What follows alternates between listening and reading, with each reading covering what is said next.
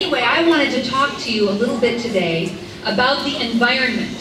Does anyone know what April 22nd is next week? Earth Day. Great, everyone knows it's Earth Day. How many years old is Earth Day? Does anyone know? Does anyone know when the first Earth Day was? Yes? When? January 1st? I think that it's always been on April 22nd. But the first one was how many years ago? Can you guess? Can you guess how many years ago? Close. It's in the 30s. Back there in the, oh, way back there, yeah. 45. A little less. It was actually, okay, it was the first year of Earth Day was the year I was born. Anyone want to hazard a guess how old I am? Be careful. All right? 78, you're so sweet. 1970. 1970 was the first year of Earth Day.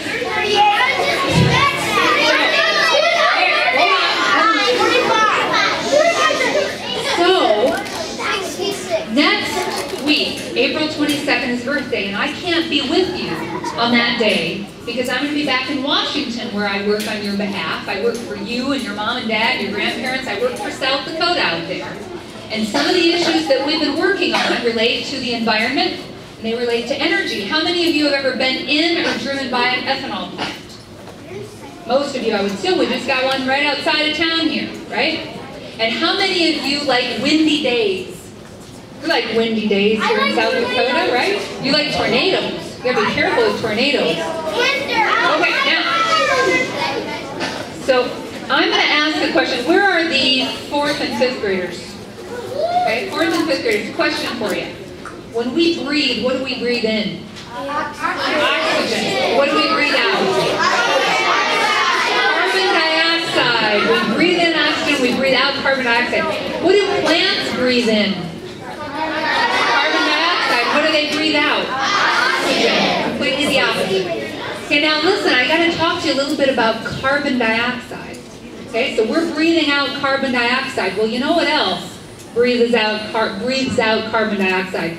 Cars and trucks, factories, coal plants where we get our electricity. A lot of different things have been breathing out carbon dioxide to the point where that carbon goes into the atmosphere and it's creating a blanket around the globe. And we use blankets to keep us warm, right?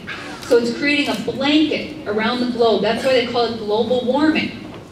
And what's happening is when the sun's rays come in, they can't get back out because of this blanket of gases, including carbon dioxide, that's causing the earth to warm up.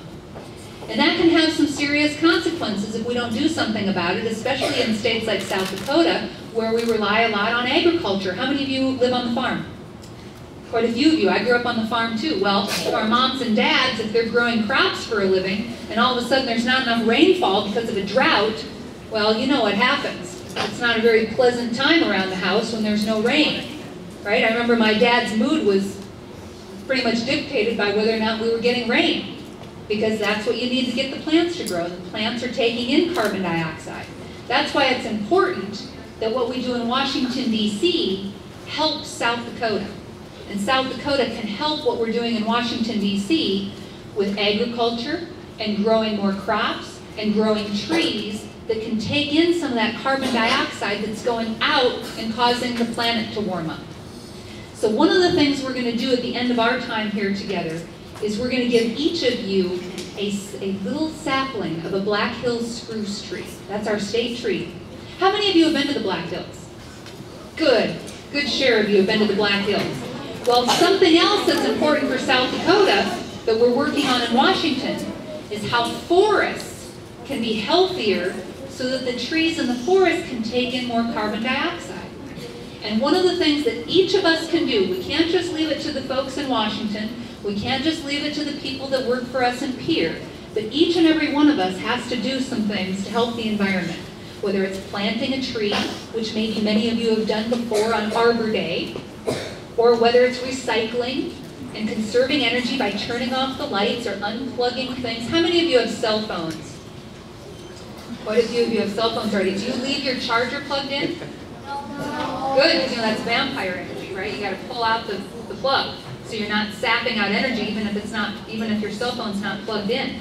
right? That's another way of conserving energy. How many of you have ever heard your mom and dad complain about the electricity bill? Okay, quite a few. All right, so one of the things that we have to work on in Washington is to make sure that we're not doing things that cause electricity bills to go up really high while we're trying to protect the environment. We have to get sort of a balance of things, but that requires everyone to do their part, right? Let me ask you another question. How many of you have heard your parents or heard on the news? Let me ask you this. How many of you read the newspaper? Quite a few. How many of you watch the news with your parents at 6 o'clock or 10 o'clock? How many of you watch C-SPAN? C-SPAN on cable. She does. Great. That's C-SPAN. Now, I'm joking you a little bit. I don't expect you to watch C-SPAN too much, or a lot of other good channels. C-SPAN is the congressional network. You can watch what Congress is doing on C-SPAN. That's where I work. Anyway, what I would like you to do is be more involved with what's happening as it relates to the environment and energy. Because let me ask you another question. How many of you have seen those old rotary dial telephones? Sure. Okay, we don't use them much anymore, but you know, maybe your grandparents might still have a rotary dial phone out at their place. But let me see the number of cell phones again. How many people have cell phones? Okay, a lot of you.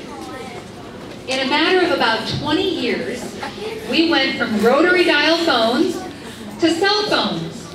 And cell phones got a lot smaller than what cell phones were in the late 1980s, before many of you were born, right? Or most of you were probably born.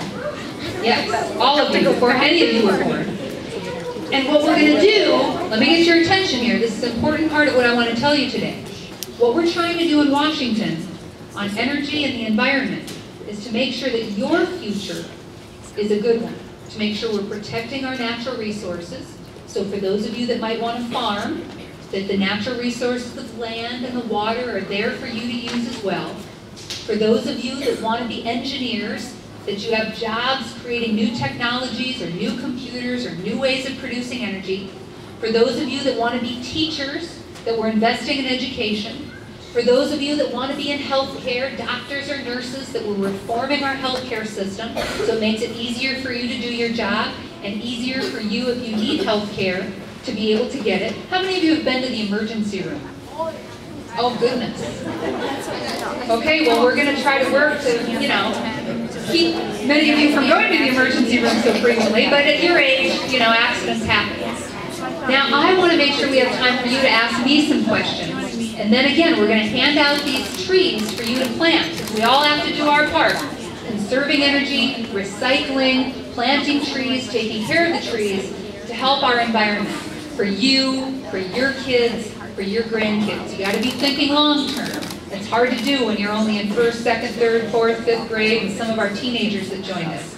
But what we're doing in Washington is all about you and your future.